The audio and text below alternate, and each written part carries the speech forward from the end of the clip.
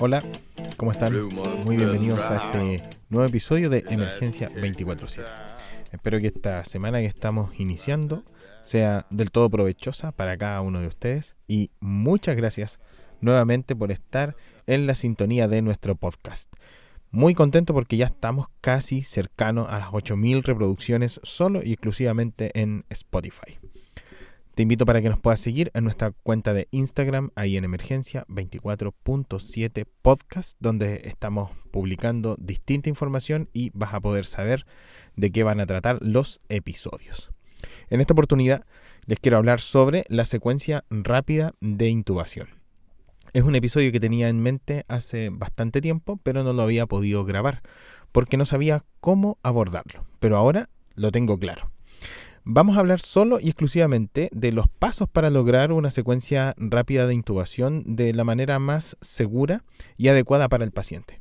Sin embargo, no vamos a hablar de manera específica sobre la farmacología de la premedicación, de la inducción y de la parálisis.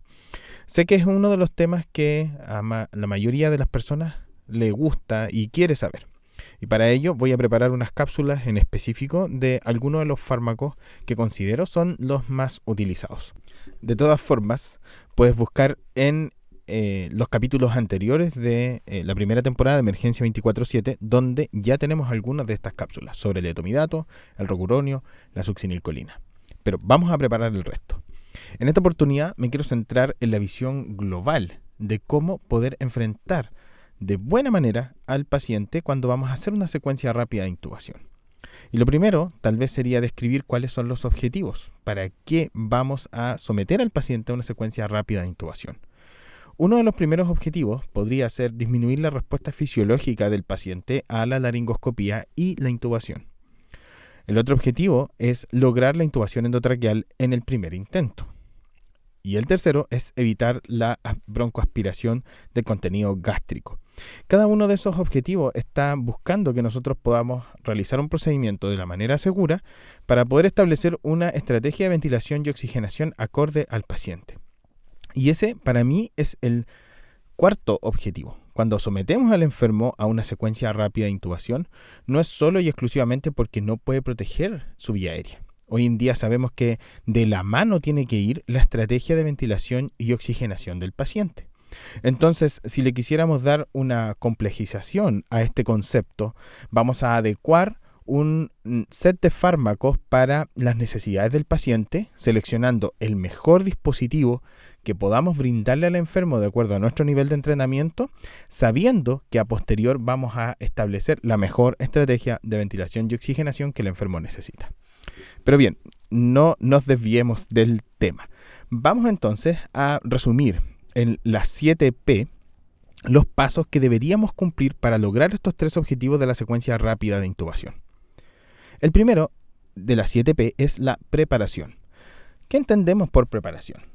Evidentemente, entendemos la preparación y disposición de los equipos clínicos, es decir, contar con el oxígeno, nuestro sistema de aspiración, bolsa de resucitación, las máscaras, nuestro equipo de protección personal, la disponibilidad de filtros, revisar que estén funcionando los equipos como el laringoscopio, videolaringoscopio, contar con distintos números de tubos endotraqueales, contar con distintos dispositivos dispositivos supraglóticos, cánulas, etc.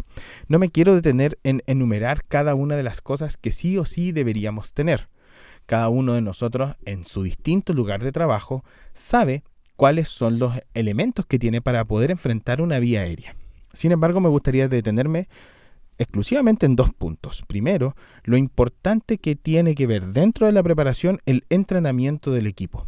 No es solo relevante quién va a realizar la intubación endotraqueal, sino que el equipo esté realmente entrenado en poder desarrollar de manera armónica, coordinada y segura todos los pasos para lograr una intubación exitosa. Así que, ya sabes, además de verificar el funcionamiento adecuado de tus equipos, contar con los fármacos y todo lo que vas a necesitar en los distintos planes de acción, es importante que además estén preestablecidos los roles, tengamos un pre-briefing de los eventos que van a suceder a lo largo de la secuencia rápida de intubación. Nuestra segunda P tiene que ver con la preoxigenación. ¿Por qué es importante preoxigenar a los pacientes? Es importante porque nos va a dar el tiempo para tener una apnea segura. Además, el enfermo que está llegando a una secuencia rápida de intubación es probable que esté llegando con alguna alteración del patrón respiratorio. Y si no es del patrón respiratorio en específico, probablemente sea del sistema nervioso central o de su trabajo ventilatorio. Y la preoxigenación lo que va a hacer es cambiar todo el volumen de aire que tenemos en la cavidad torácica, básicamente vías aéreas y pulmón, por una concentración completa de oxígeno, de manera tal que nos puede dar el concepto que vamos a buscar más adelante como apnea segura. Esta preoxigenación también se llama desnitrogenización y se puede conseguir con máscaras de alto flujo, además con sistemas hoy en día como ventilación mecánica no invasiva, etc. Hay muchas alternativas. Lo importante es que nosotros preoxigenemos al paciente, idealmente más de 5 minutos, donde vamos a cambiar todo su volumen circulante por oxígeno al 100%. Luego vamos al tercer paso, que es el pretratamiento. En el pretratamiento vamos a utilizar una serie de medicamentos que nos puedan ayudar a mantener la condición fisiológica óptima del paciente, así como por ejemplo el uso de la atropina, la lidocaína, que de pronto puede estar bajo cierto cuestionamiento, y otros medicamentos que van a ayudar a mantener básicamente la función cardiovascular del paciente o disminuir complicaciones que puedan ser derivadas de la laringoscopía o del uso de los otros fármacos. Cada uno de estos medicamentos tiene indicaciones específicas y evidentemente también una dosis, que es importante que nosotros tengamos rotulado y determinemos cuáles son los fármacos que vamos a utilizar con el paciente. De manera tal que cuando nos enfrentemos a una secuencia rápida de intubación, tengamos en un lugar claro y seguro donde vamos a tener estos fármacos del pretratamiento. Luego pasamos a la cuarta P, que tiene que ver con la inducción y posteriormente la parálisis. Dentro de los fármacos inductores hay muchos que son frecuentemente utilizados. Etomidato, midazolam probablemente sean los que estamos utilizando siempre. Es necesario conocer la farmacología y dinámica de estos medicamentos, pero además conocer las dosificaciones estándares con las cuales vamos a utilizar para el paciente, como también cuáles son algunas de las complicaciones que pueden estar derivadas de su administración. Y luego la parálisis. El agente paralizante neuromuscular más utilizado probablemente sea la succinilcolina. Sin embargo, eso no significa que sea el medicamento de utilidad para todos los enfermos. Hay algunos pacientes que tienen contraindicaciones y dependiendo de las unidades también podríamos hablar sobre rocuronio. Insisto, te invito para que vayas a los episodios específicos de esos medicamentos donde puedes conocer sobre su dosificación, sus contraindicaciones y cuáles cuidados deberíamos tener.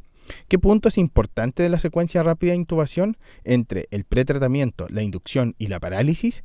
Es que nosotros seleccionemos el medicamento que mejor le va a dar resultados al paciente y que le demos los tiempos para actuar. No hay nada peor que el paciente esté relajado cuando el equipo no está preparado y peor aún cuando el enfermo todavía no está inducido. Luego de eso pasamos a las 5 al número 5 de las P, que tiene que ver con la protección y el posicionamiento. ¿En qué vamos a poner énfasis aquí? En lograr alinear los ejes oral, faringio y laringio de manera tal que nos facilite realizar una buena laringoscopía. Todo el éxito de la secuencia rápida de intubación va a depender de la posición que tenga nuestro paciente y la posición del operador para alinear estos ejes y lograr la mejor visualización al momento de realizar la laringoscopía. Una buena técnica es, si es que el paciente no tiene restricción de movimiento del cuello, dejarlo en posición de olfateo y alinear el lóbulo de la oreja con el esternón. Esto no se puede lograr siempre en todos los pacientes. Depende del enfermo que tengamos delante. Si es una embarazada del tercer trimestre, si es un paciente obeso, si es un paciente anciano que tiene una posición viciosa del cuello, si es un enfermo EPOC. En definitiva, son muchas las variables que pueden estar detrás. Sin embargo, lo que vamos a buscar es posición de olfateo, alinear el lóbulo de la oreja con el esternón y permitir la buena posición del operador al momento de hacer la laringoscopía. Y así saltamos al paso 6 de las 7P, donde hablamos sobre la laringoscopía y la intubación. En este punto vamos a hablar sobre la apnea segura. ¿Se recuerdan? Al momento de administrar el agente paralizante. Este es el punto en el cual nuestro enfermo no tiene esfuerzo ventilatorio y ya están los fármacos actuando en él, y es el momento para poder hacer la laringoscopía. ¿Qué cosas podemos utilizar para que esta sea exitosa? Primero, hacer una laringoscopía de precisión y una laringoscopía progresiva, donde vamos a ir identificando las estructuras que logramos visualizar. Pilares amigdalianos, la úvula, identificar cuando llegamos a la glotis y luego de eso ejercer la fuerza de manera adecuada para tener una visión completa de las estructuras de la vía aérea de la manera más óptima. Además, lo podemos asociar con una laringoscopía bimanual, donde un operador externo nos puede estar haciendo alguna manipulación laríngea externa para lograr la mejor visualización en aquellas laringes que son anteriores, que están hacia la derecha, o cuando hay demasiado tejido adiposo en el cuello, que puede ser que nos dificulte la visualización. Una vez que hemos logrado tener la visualización de la abertura glótica más todos nuestros aditamentos, vamos a hacer el paso del tubo. Y es importante que en ese momento el operador no quite la visión de la laringoscopía y quienes le estén ayudando puedan saber utilizar el buggy, el tubo endotraqueal y poder guiarlo a través de la intubación. Si bien es cierto, quien va a realizar el procedimiento en sí es quien está haciendo la laringoscopía, muchas veces el éxito de la misma depende del resto del equipo que sepa cómo pasar el tubo, cómo poder utilizar un buggy, cómo utilizar un intercambiador, conocer el video laringoscopio que están utilizando, etcétera, etcétera, etcétera. Una vez que hemos logrado nuestra intubación, viene entonces los cuidados post-intubación. Voy a hablar sobre generalidades de los cuidados post-intubación en relación a los cuidados inmediatos. Lo primero es verificar que el tubo esté bien posicionado. Y el gold estándar para eso es la medición de la capnografía.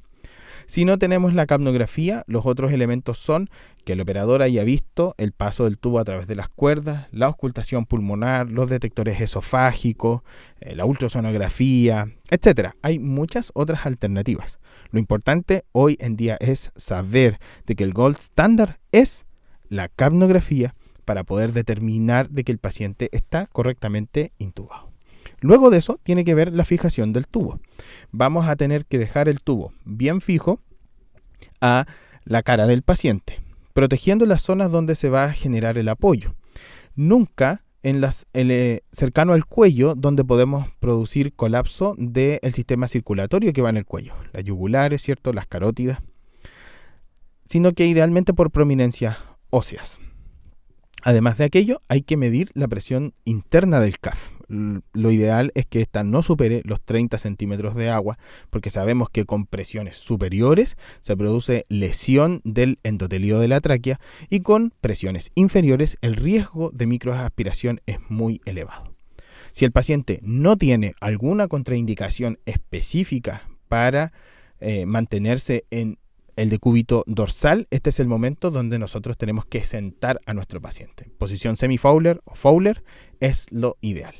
Además de esto, tenemos que saber de que el enfermo puede presentar algunas complicaciones derivadas de la intubación posterior a la misma, como por ejemplo, depresión respiratoria severa, el enfermo todavía va a estar relajado, depresión del sistema cardiovascular. Por lo tanto, en este momento es donde nosotros definimos cuál es la estrategia de soporte de drogas vasoactivas si el paciente lo requiere, nuestra estrategia de pseudoanalgesia y además nuestra estrategia de ventilación y oxigenación que vamos a utilizar con el paciente. ¿Qué les pareció hasta acá? Creo que es una manera práctica de poder llevar a cabo una intubación de manera exitosa. A veces le damos mucho énfasis a quién va a realizar el procedimiento, pero no tanto énfasis al orden que le vamos a entregar y cómo todo el equipo tiene que estar pendiente y participando de cada uno de los pasos, adelantándose también a cada uno de los pasos. Finalmente, me gustaría agregar que una vez que hemos logrado intubar al paciente, le dimos los cuidados inmediatos post la intubación y todo está tranquilo dentro del orden, es importante que el equipo también se tome un momento para poder hacer un debriefing. Ya hemos conversado de esta técnica. Ahora, Los escenarios de secuencia rápida de intubación, creo, son un muy buen escenario para poder realizarla y mejorar el desempeño, especialmente cuando son eventos que pueden estar medianamente programados o no hay riesgo vital inminente del paciente, porque eso nos ayuda a mejorar el desempeño cuando necesitemos realizarla bajo presión, con un paciente de trauma, con un paciente en estado de shock, con un paciente en insuficiencia respiratoria severa, en el enfermo que logró el retorno a la circulación espontánea, posterior al manejo de un estatus convulsivo, etc. Tal vez esos escenarios son demasiado estresantes. Si nosotros logramos hacerlo de manera secuencial, tranquila, y luego hacemos un debriefing que nos ayude a identificar aquellos puntos de mejora, nos va a permitir tener un mejor rendimiento cuando la situación sea mucho más estresante. Espero que el episodio haya sido de su completo agrado. Espero los comentarios que nos puedan dejar ahí en nuestra cuenta de Instagram y los espero la próxima semana. Que estén muy bien.